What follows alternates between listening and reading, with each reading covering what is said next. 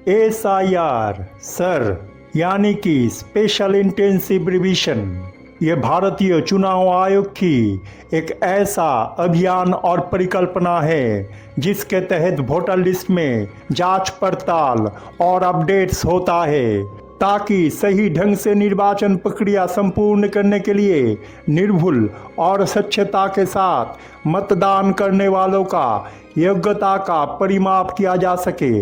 ये तो हम सब लोग जानते हैं, है ना? लेकिन असल में ये क्या होता है? क्या ये किसी एक पॉलिटिकल पार्टी का दूसरे पॉलिटिकल पार्टी के खिलाफ कोई साजिश है? क्या इलेक्शन में जीतने का ये एक जरिया है? हो भी सकता है, होने का चांस बहुत है, लेकिन ये सब जो हमें दिखाई देता है या समझ में आता है वो तो है इस दुनिया में रहते हुए, इस जिंदगी में हम जो कर्म करते हैं और उस कर्म के पीछे हम जिस कारण को जानते हैं या समझते हैं वो। लेकिन जो इस कर्म को हमसे करवा रहा है और जिस कारण से करवा रहा है वही सिर्फ सच होता है। हम झूठ के इल्यूशन में रहते हैं। हम अपने शरीर, दिमाग, सेंसेस, हार्ट और जेनेटिक सिस्टम के जरिए हर एक चीज़ को जानते हैं या समझते हैं, लेकिन वो सच नहीं होता है। हमें लगता है वो सच है। हम ऊपर में देखते हैं कुछ और सच कुछ और होता है। आइए SIR के उस सच को जानते हैं। इस दुनिया में जो भी कुछ होता है उसके पीछे कुछ ना कुछ कारण ज़रूर होता है। SIR ऊपर में निर्वाचन कमीशन का एक मुहिम नज़र आता है जो नॉर्मल है, लेकिन इसके पीछे हमें कुछ और नज़र आता है। हमें साजिश नज़र आता है, हमें पॉलिटिकल मोटिव नज़र आता है ना? लेकिन एक बार अच्छी तरह सोचिए कि इंसान जो देखता है, सुनता है और समझता है उससे बाहर क्या कुछ भी नहीं हो सकता है? क्या हमारे बॉडी, माइंड, सेंसेस और जेनेटिक सिस्टम ही आखिरी बात करता है? क्या वो हमें जो समझाता है वही सच होता है? वैसे तो आप भगवान को भी कभी नहीं देखा है, फिर उन पे विश्वास क्यों करते हैं? रामायण और महाभारत इस दुनिया में घटित हुआ था, ऐसा विश्वास क्यों हमारे मन में है? आज बहुत सारे लोग SIR के वजह से परेशान हैं। उन्हें लगता है कि उनके वजूद ही खत्म हो जाएगा। उनका वोटाधिकार, नागरिक होने के अधिकार और घर बार, जमीन जायदाद सब चला जाएगा, है ना? कोरोना याद है आप लोगों को या भूल गए हैं? क्यों आया था कोरोना? किस कारण को महसूस किया था आपने? क्या समझा के गया था कोरोना? क्या कुछ समझे हैं आप? नहीं, क्योंकि अगर कोरोना को आप समझ गए होते तो SIR से आपको डर नहीं लगता। डर दो प्रकार का ही होता है। एक है हमसे ही किया गया अतीत का गलत काम, अतीत में एक्सपीरियंस किया गया दुख या दर्द हमको डराता है, निरंतर डराता है। और दूसरा होता है हमारा ओवर थिंकिंग। हम मन ही मन में बहुत कुछ उल्टा सीधा सोच लेते हैं और उसकी वजह से झूठे डर हमारा मन में बस जाता है। लेकिन दोनों प्रकार के डर के कारणों के पीछे हमारा एक्सपेक्टेशन और अटैचमेंट होता है। हम अपने इच्छा के अनुसार हमारे मन की चाहत को पूरा होना देखना चाहते हैं। हमें इंतज़ार करना पसंद नहीं होता है। हमें सब कुछ अभी चाहिए होता है। हर एक चीज़ हमारा ही होगा, किसी और का नहीं। हर एक बंदा मेरा नियंत्रण में रहेगा, मुझे चाहेगा और किसी को नहीं। मेरा ही इशारों पे वो काम करेगा। क्या ऐसा मन में नहीं सोचते हैं हम? विचार कीजिए, परिवार के लोगों को लेकर हम ज़्यादा चिंतित रहते हैं और इसका कारण है हमारा उनके साथ लगाव या अटैचमेंट्स। हमें और ज़्यादा रुपया, संपत्ति, मान सम्मान, प्रतिष्ठा, पॉपुलैरिटी और लेविश लाइफस्टाइल चाहिए। हमें जल्दी जल्दी और सक्सेस चाहिए, दूसरों से भी ज़्यादा। ये होता है हमारा मन का एक्सपेक्टेशन। हम क्यों SIR से डर रहे हैं? आप SIR को देखते हैं, लेकिन उसके पीछे खुद की डर को नहीं। ना जाने कितने डर हमारे अंदर कब से बैठा हुआ है। ना जाने कितने जन्मों से हम कितने सारे डर को लेकर जी रहे हैं, है ना? छोटे उम्र से लेकर बहुत सारे डर के साए हम जीते हैं। छोटे उम्र से हमारा कंडीशनिंग, पारिवारिक परिस्थिति, सोच, शिक्षा, रहन सहन, सामाजिक मान सम्मान, प्रतिष्ठा इत्यादि जैसा होता है, हमारे इर्द गिर्द जिन लोगों को हम साथ लेकर चलते हैं, जो दोस्त हमें मिलता है, हम उनको ही फॉलो करते रहते हैं। उनके सोच या विचार हमारा सोच या विचार बन जाता है। बड़े होकर भी हम उसका ही अनुसरण करते रहते हैं। इस लूप से बाहर नहीं निकल पाते हैं।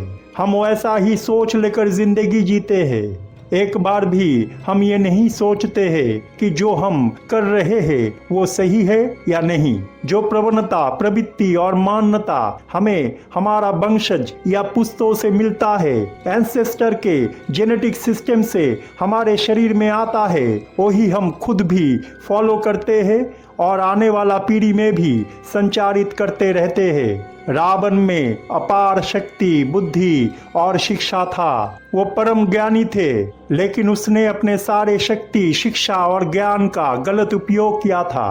वो अधर्म और पाप के रास्ते में चले गए थे, इसलिए उनका परिणाम विनाश के रूप में सामने आया था। उनका अंत भी दर्दनाक था। हम बहुत सारे डर को लेकर सारे जिंदगी जीते हैं। छोटे उम्र में पढ़ाई लिखाई का डर, माँ बाप से डांट खाने का डर, परीक्षा में बुरे रिजल्ट्स आने का डर, अच्छे कॉलेज में दाखिल ना होने का डर, नौकरी ना पाने का डर, नौकरी खो जाने का डर, आर्थिक परिस्थिति अच्छा ना होने का डर, परिवार के जरूरत पूरा ना कर पाने का डर, रिस्पॉन्सिबिलिटी ठीक से ना उठा पाने का डर, प्यार में धोखा खाने का डर, किसी और के नियंत्रण में खुद को खो देने का डर, शादी से जुड़े परिवार का प्रेशर का डर, चोरी छुपे करने वाला काम पकड़ा ना जाए उसका डर, डार्क सीक्रेट्स पकड़ ना जाए उसका डर, शादी नहीं हो रहा है उसका डर, शादी के बाद बच्चा ना होने का डर, बच्चे को अच्छा स्कूल में दाखिल ना कर पाने का डर,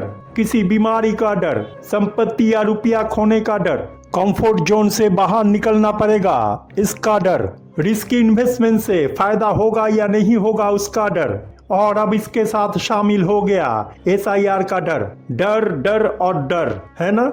हम सारे जिंदगी डरते ही रहते हैं और दूसरों को ये बोलते हैं कि मैं तो निडर हूँ, मैं तो बोल्ड हूँ, मेरा कॉन्फिडेंस देखो, मैं तो सैसी हूँ, मेरा सक्सेस तो देखो, कितने कम समय में मैंने क्या क्या हासिल कर लिया है। रिस्क लेना कोई मुझसे सीखे, है ना। अंदर डर और ऊपर में कॉन्फिडेंस। लेकिन क्यों हमें ये लगता है कि हमें कोई डर नहीं है? क्योंकि असली डर को हम कई जन्मों से अपने अंदर छुपा के रख रहे हैं, और ऐसा करते करते हमारे अंदर आज वो डर रहते हुए भी हम ऊपर में उसे महसूस ही नहीं कर पाते हैं। और एक दिन अचानक ना जाने कहां से वही डर सरफेस पे आ जाता है। SIR का डर भी उसी तरीके का एक डर है। जिंदगी में हर एक काम का एक परिणति होता है। आज हम जो करते हैं कल उसका भरपाई हमें ही करना पड़ता है। हम जब ज्यादा साहस और कॉन्फिडेंस दिखाते हैं तो हमें उसका परिणति के बारे में भी सोचना चाहिए, जो हम नहीं सोचते हैं। आपका जिंदगी अगर बहुत लंबे समय से स्मूथ चल रहा है, जो भी कुछ आप चाहते हैं वो आपको आसानी के साथ मिल रहा है, तो ये जरूरी नहीं है कि आगे भी जिंदगी में ठीक वैसा ही होगा। जब समय और भाग्य साथ होता है तो इंसान खुद को खुदा समझता है, और जब नहीं होता है तो भगवान को कोसता है, खुद को नहीं। हम क्यों डरते हैं? क्यों? इसका कारण है हमारे मन में बैठा हुआ एक्सपेक्टेशन या प्रत्याशा। जब वो प्रत्याशा पूरा नहीं होता है तब हम जबरदस्ती खुद या तो अनैतिक रूप में या एबनॉर्मल तरीके से उसे हासिल करने के लिए कोशिश करते हैं। जो गलती, अपराध, पाप और अधर्म करता है, डर उसी को होता है। जो जानता है कि उसने कुछ भी गलत नहीं किया है, उसे डर नहीं लगता है। हालांकि ये बात अलग है कि आज इस कलयुग में गलती, पाप, अधर्म और अपराध ना करके भी दुख, कष्ट या पीड़ा महसूस होता है। मामला इतना सीधा भी नहीं है। कभी कभी ऐसा होता है कि गलती या अपराध करने पर भी हमें ऐसा लगता है कि हमने तो सही काम किया है, यानी कि हमें ये एहसास भी नहीं होता है कि हमने कुछ गलत किया है। ऐसा किस लिए होता है? ऐसा इसलिए होता है क्योंकि हम खुद की कभी नहीं सुनते हैं, हम दूसरे की सुनते हैं। ऐसा इसलिए होता है कि हम खुद के विचार, बुद्धि, ज़मीर, चेतना और अंतरात्मा से सिद्धांत नहीं लेते हैं। हम अपने निजी राय को बाहर नहीं आने देते हैं। बाकी लोग जो कर रहे हैं, बोल रहे हैं, मान रहे हैं, हम बस उसको ही फॉलो करते रहते हैं। छोटे उम्र से ही दूसरों को अंधे की माफिक अनुसरण करते हैं। हमारे परिवार, दोस्त और रिश्तेदार सब हमको यही सिखाता है। वो खुद भी ऐसा करते हैं और अपने खून को भी ऐसा करने के लिए प्रेरित करते हैं। हमें छोटे उम्र से बताया जाता है, सिखाया जाता है कि तुम अगर खुद को अच्छा बोलो तो तुम अच्छा नहीं हो। लोग अगर तुम्हें अच्छा बोले तब ही तुम अच्छे हो। 100 लाठी एक साथ यूनिटी कहलाता है और एक लाठी को समाज दुर्बल मानता है। लेकिन हमें बताया नहीं जाता है कि 100 लाठी में 99 लाठी अगर सरे हुए निकले तो उसमें रहकर वो एक लाठी भी धीरे धीरे सर जाएगा, है ना। हमारे मन में गलत धारणाएं हैं कि सब लोग मिलके जो करते हैं वही सही होता है और हमारा खुद का जो सोच और विचार है उसका कोई मूल्य ही नहीं है। समाज और दूसरे लोग हमारे उस सोच और विचार को एक्सेप्ट नहीं करता है, नहीं मानता है। इसलिए हम भी वैसा ही सोचते हैं या करते हैं जो सब सोचते हैं या करते हैं। अच्छे से विचार कीजिए, क्या ये सही है? हम कोई भी काम करते हैं तो उसमें कितने बार ऐसा होता है कि हम नियम को ही नहीं मानते हैं, किसी भी तरह डॉक्यूमेंटेशन कर देते हैं, सरकारी या प्रशासनिक काम करने की समय झूठ बोलते हैं, गलत तरीका अपनाते हैं, सही प्रोसीजर फॉलो नहीं करते हैं, नियम या नीति नहीं मानते हैं। तर्क यही रहता है, अरे कुछ भी नहीं होगा या कुछ होगा तो देखा जाएगा। सब ऐसा ही करता है, ट्रेंड से ये दुनिया के साथ चलना पड़ेगा, नहीं तो हम पीछे रह जाएंगे। काम पूरा तो हो गया है, बस किसी को ये फिक्र ही नहीं रहता है कि काम कैसे पूरा हुआ है ना। क्योंकि बाकी सब लोग ऐसा ही कर रहे हैं और उनका कुछ नुकसान नहीं हो रहा है, इसलिए हम भी वैसा ही करें। कोई नहीं देखेगा, किसी को कानों कान खबर नहीं होगा। हमारा समाज यही कहता है कि चोरी एक महान विद्या होता है अगर पकड़ा ना जाए तो, लेकिन अगर पकड़ा गया तो दूसरे जिम्मेदार है, हम नहीं। है ना। हम भी किसी भी तरह कुछ ज्यादा रुपया देकर voter card, Aadhaar card, ration card, PAN card, birth certificate, passport और ना जाने क्या क्या बना लेते हैं। गलत तरीके से ज्यादा रुपया देकर नियम ना फॉलो करके सिम कार्ड ले लेते हैं। नाजायज तरीके से जमीन, जायदाद और मकान खरीद लेते हैं। कॉरपोरेशन में रिश्वत दे के क्या कुछ नहीं करवा लेते हैं। मकान बनाने की समय नियम नहीं मानते हैं। इलीगल कंस्ट्रक्शन करवा लेते हैं। बॉर्डर में कुछ रुपया देकर इधर का माल उधर और उधर का माल इधर शेयर करते रहते हैं और आखिर में खुद ही सामान की माफिक एक्सचेंज हो जाते हैं। कभी इन स्विंग तो कभी आउट स्विंग हो जाते हैं। उधर से इधर चले आते हैं और इधर से उधर चले जाते हैं। क्या हमको तब डर नहीं लगता है, दुख नहीं होता है, अफसोस या अनुताप होता है क्या? तब तो हम साथ में आसमान में उड़ते रहते हैं। चारों तरफ प्रभावशाली लोग, दोस्त और रिसोर्स लेकर घूमते हैं। एक इशारे पे कितने दोस्त हमें मदद करने चले आते हैं, है ना। और हमें भी लगता है ये लोग कितना अच्छे हैं। पैसे का गरूर हमारा सिर चढ़ कर बोलता है। हमें तब डर नहीं लगता है क्योंकि हमारे जान पहचान वाले जितना भी लोग हैं सब वैसा ही करते हैं। लेकिन एक कहावत है, समय सबका एक जैसा नहीं जाता है।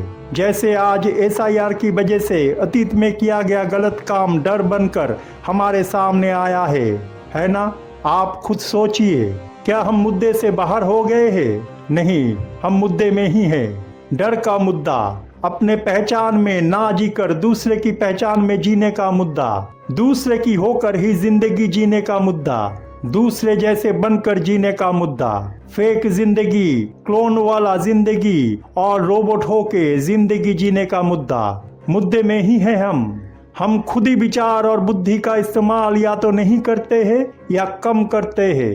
हम डिसीजंस खुद नहीं लेते हैं हम अपना नहीं सुनते हैं, हम दूसरों का सुनते हैं, दूसरों की परिचय से जीते हैं और इस तरह हम अपना अस्तित्व ही भूल जाते हैं, एक क्लोन बन जाते हैं, एआई वाला एक रोबोट बन जाते हैं। इसके पीछे भी हमारा डर ही होता है। हम अपने असली पहचान ही भूल जाते हैं और नकली पहचान लेकर जीते हैं। नकली पहचान से सक्सेस मिलने पर हम बहुत खुश होते हैं। क्या एक बार भी सोचते हैं जो सक्सेस हमें मिला है वो क्या हमारा असली परिचय से मिला है? हम अपने खुद की नहीं सुनते हैं। खुद की विचार या मत को एक्सेप्ट ना करके दूसरों की बातें सुनते हैं। दूसरों को हमेशा खुश करते रहते हैं। दूसरों का रिस्पॉन्सिबिलिटी खुद उठाते रहते हैं। जो काम हमारा नहीं है दूसरों को करना चाहिए वो हम उनके लिए कर देते हैं। जो मामला दूसरे का निजी मामला है हम उसमें दखल अंदाजी करते हैं। हम अपने इमेज को सबके सामने अच्छा बनाते हैं। कौन सा काम अच्छा और कौन सा काम बुरा ये हम खुद विचार नहीं करते हैं। सब जैसे कर रहे हैं हम उसको ही अनुकरण और अनुसरण करते रहते हैं। एसआईआर हमारे इस नकली परिचय को ही सामने लाया है। एसआईआर हमारे ओरिजिनल ट्रू सेल्फ को बाहर लाने के लिए जोर दिया है। हमसे ये पूछा है कि क्या आप असली हो या नकली? बताओ तुम कौन हो, तुम क्या हो, कहाँ पर रहते हो, कहाँ से आए हो, क्या काम करते हो? बताओ तुम किस परिचय से जीते हो, है ना? खुद विचार कीजिए। हम में से बहुत सारे लोगों का प्रोफाइल्स सोशल मीडिया में रहता है। उसी सोशल मीडिया में बहुत सारे लोग फेक प्रोफाइल्स भी बनाते हैं और नकली परिचय लेकर गलत एक्टिविटी करता है। सोशल मीडिया का अर्थ क्या है? सामाजिक माध्यम, यानी कि समाज की प्रतिच्छवि है वो। अगर सोशल मीडिया में इतने सारे लाखों करोड़ों फेक प्रोफाइल्स है तो कितने सारे लोग अपने निजी जिंदगी में नकली परिचय लेकर जीते हैं। आप खुद ही सोचिए। जो लोग सोशल मीडिया में फेक प्रोफाइल्स बना सकता है वो अपने निजी जिंदगी में भी ऐसा कर सकता है। क्या इसका गुंजाइश नहीं होता है? विचार कीजिए। डर की एक वजह अकेलापन भी है। अकेलापन से हमें डर लगता है, इसलिए हम दूसरों से हमेशा घिरे रहना पसंद करते हैं। क्या होगा अगर दूसरे हमें छोड़कर चला गया तो? क्या होगा अगर हमें पिछले महीने तक जो कॉन्ट्रैक्ट मिलता आया है वो अगले महीने नहीं मिला तो? हमें लोग पसंद नहीं किया तो? बचपन से मिलने वाला रिजेक्शन फिर से मिलने लगा तो? समाज में अगर अलग थलग पड़ गया तो? दूसरों की तरह ना बन पाए तो? हम कंपटीशन और ट्रेंड्स में ही जीते रहते हैं। वर्कोहॉलिक तो बन जाते हैं लेकिन किस दिशा में हम हद से ज्यादा काम कर रहे हैं ये नहीं सोचते हैं। और ज्यादा काम और ज्यादा पैसे के चक्कर में हम शरीर और मन के ऊपर भयानक अत्याचार करते ही रहते हैं। शरीर और मन को भी कभी रिलैक्सेशन चाहिए होता है ये हम नहीं सोचते हैं। चिंता और मन की परेशानी से छुटकारा पाने के लिए हम और एडिक्टेड बन जाते हैं। दारू और ड्रग्स के नशे में हम अपने ही मन के डर को छुपाने का कोशिश करते हैं, दर्द को मिटाने का कोशिश करते हैं। लेकिन ऐसे ना डर मिटता है और ना ही दर्द, बल्कि वो और बढ़ जाता है। डर और दर्द के मारे हमें कम्युनिकेशन में परेशानी होता है। हम ओवरथिंकिंग करना शुरू कर देते हैं। मन ही मन में ना जाने क्या क्या सोच लेते हैं। अगर एसआईआर की वजह से वोटर लिस्ट से हमारा नाम कट गया तो? अगर हमें डिटेंशन कैंप में जाना पड़ा तो? अगर हमसे सिटीजनशिप सरकार छीन लिया तो? अगर नौकरी, घर बार, बैंक बैलेंस और संपत्ति से हमें हाथ धोना पड़ा तो? क्या क्या नहीं सोचते हैं हम, है ना? जो सच नहीं है उसे सच बना लेते हैं हम। एसआईआर हमारे मन का इन सब गलत आदत, मान्यता, प्रवणता और प्रवृत्ति को हमारे ही सामने लेकर आया है ताकि हम खुद को सही दिशा में रेक्टिफाई करें, परिवर्तित करें। एसआईआर हमारे लिए अच्छा है ना कि बुरा, इसलिए इससे मत घबराइए। ऊपर में देखने से लग सकता है कि ये कोई पॉलिटिकल पार्टी का साजिश है, लेकिन आखिर में इससे हमारा भलाई होगा। गहराई के साथ उस कारण को देखिए, उस सच को जानिए और समझिए जो ना हमें ऊपर में दिखाई देता है और ना ही समझ में आता है। इस दुनिया में जो भी कुछ होता है वो करते हैं हम, लेकिन उसे करवाता है वो सर्वशक्तिमान जो हर वक्त हमारा भलाई चाहता है। ऊपर में देखा जाए तो SIR इलेक्शन कमीशन का एक प्रक्रिया है, लेकिन पीछे इस घटना के माध्यम से भगवान हमारे अंदर रहने वाला डर को सामने लाया है। हमें वार्ता दिया है कि हम हमारे असली परिचय से जिए, ना कि दूसरों की अनुकरण करके। हमारा सिद्धांत हमें खुद लेना है, हमारा अच्छाई हमें खुद सोचना है। समाज, दोस्त, परिवार और रिश्तेदारों को अंधे की माफिक अनुसरण करके नहीं, बल्कि खुद के विचार, बुद्धि और जमीर के सहारे हमें अच्छा और बुराई का फर्क करना पड़ेगा। हमें खुद को हील करना पड़ेगा, खुद की गलतियों को स्वीकार करना पड़ेगा, अहंकार का त्याग करके एक्सेप्टेंस पे आना होगा। हमें अपने अंतरात्मा के जरिए विचार करना पड़ेगा, डर को हटा के निर्भय होकर जीना पड़ेगा, दर्द को मन से हटाना पड़ेगा, तभी हम सच को जान पाएंगे। दूसरों से प्रभावित मत हो जाइए, मन से हर एक डर को हटाइए, दूसरों की तरह नहीं अपने तरह जीना सीखिए। SIR एक बहाना है, एक जरिया है। इंसानों को समझाने के लिए SIR जैसे घटनाओं का निर्माण किया गया है। हमें इससे डरना नहीं चाहिए। हम तो शून्य के साथ इस दुनिया में आते हैं और शून्य में ही विलीन हो जाते हैं।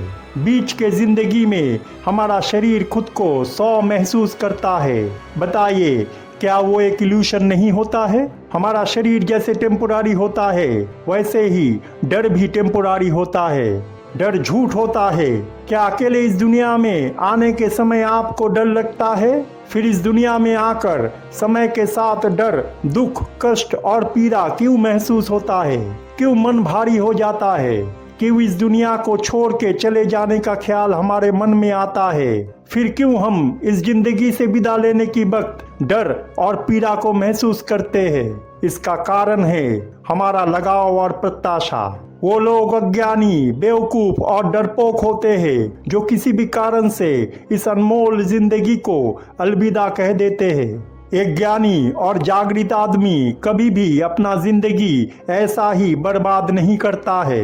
शरीर और शरीर के बाहरी सुंदरता 2 पल के लिए होता है। शरीर, मन और शरीर का सुंदरता हमारे अंदर कॉन्फिडेंस नहीं लाता है। असली कॉन्फिडेंस उसके पास होता है जो सच के साथ चलता है। इसलिए सच के साथ चलिए, क्योंकि सच को कोई नहीं फॉलो करता है। आप अकेले होंगे, आप अलग होंगे अगर आपने सच को फॉलो किया तो। क्या ये आपका सक्सेस नहीं होगा? खुद विचार कीजिए। सच चाहे जितना भी कड़वा क्यों ना हो, उससे मत डरिए।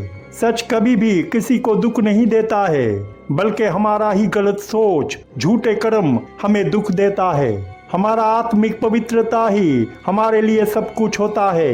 हमारा ट्रू सेल्फ बाहर रिफ्लेक्ट होना जरूरी है। हम जैसे अंदर होते हैं वैसे ही बाहर भी होना चाहिए। इस दुनिया में जो कुछ भी है वो टेम्पोरारी होता है, वो एक इल्यूशन होता है। हमारा जिंदगी भी कुछ समय के लिए होता है।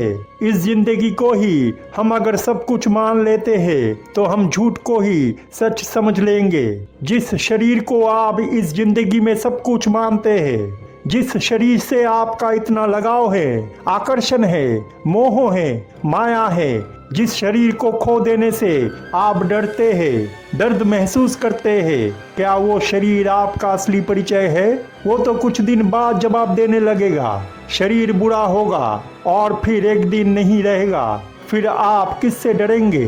किससे आपका लगाव होगा? किससे आपको दर्द महसूस होगा? किसको आप प्यार करेंगे? गर्व के साथ दूसरे से किसका नुमाइश करेंगे? बताइए। सिर्फ हमारा आत्मा ही अनंत होता है, आत्मा ही अमर होता है, आत्मा ही हमारे अंदर सर्वोच्च शक्ति होता है। शरीर का प्यार मटेरियल और कंडीशनल होता है, सिर्फ आत्मा के प्यार ही अनकंडीशनल होता है। हमारा आत्मा ही हमारे अंदर भगवान का अंश होता है। अगर हम हमारा सब कुछ भगवान को निस्वार्थ मन से समर्पित करते हैं और पवित्र मन से फल की आशा ना करके कर्म करते रहते हैं, तो हमारा ख्याल वो रखेंगे, हमारा प्रोटेक्शन वो करेंगे।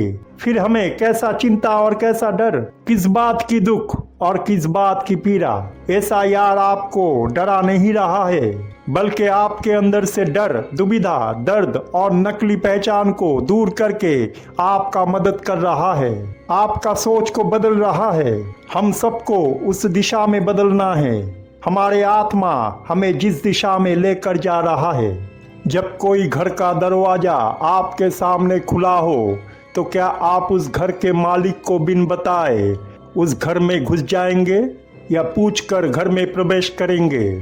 ठीक उसी तरह जब बॉर्डर एक समय तक पूरा खुला था, तब क्यों हमने नहीं सोचा कि बॉर्डर पार करके दूसरे देशों में जाना अनैतिक और गैर कानूनी काम है। कोई देखे या ना देखे, कोई जाने या ना जाने, कोई पहचाने या ना पहचाने, जो काम आप सबके सामने नहीं कर सकते हो, वो काम सबके पीछे भी नहीं करना चाहिए। क्या एसआईआर जिंदगी के इस पहलू को हमारे सामने नहीं लाया है? खुद विचार कीजिए। हमें अपने ही कंफर्ट जोन से बाहर निकलना है। हमें एसआईआर से सीखना है। सीखना हमारे लिए सबसे इम्पोर्टेंट चीज़ है। हमें लेसन्स को लर्न करना है। कोई भी बुरा कर्म कानून के नज़र में तो गलत हो सकता है, गैर कानूनी हो सकता है, लेकिन हमारे लिए तब तक बुरा नहीं होता है जब तक हम उससे सही शिक्षा ले रहे हैं। अगर हम इस बार एसआईआर से सही शिक्षा नहीं लेते हैं, हमारे अंदर रहने वाला डर, दुख और नकली पहचान को नहीं हटाते हैं, तो फिर आने वाला समय में यही एसआईआर किसी और नाम से फिर से हमारे सामने आएगा और हमें फिर से वही शिक्षा देगा। और ये सिलसिला तब तक चलता रहेगा जब तक हम इससे सही शिक्षा नहीं लेते हैं। मैं तो आप लोगों को सही रास्ता दिखाता हूँ। उस रास्ते में आपको चलना है या नहीं, ये आपको तय करना है। स्टांस आपका है, गेंद आपके सामने है। क्या आप खुद को डिफेंड करेंगे या सिक्सर मारेंगे? तय आपको करना है, डिसीजन आपको लेना है।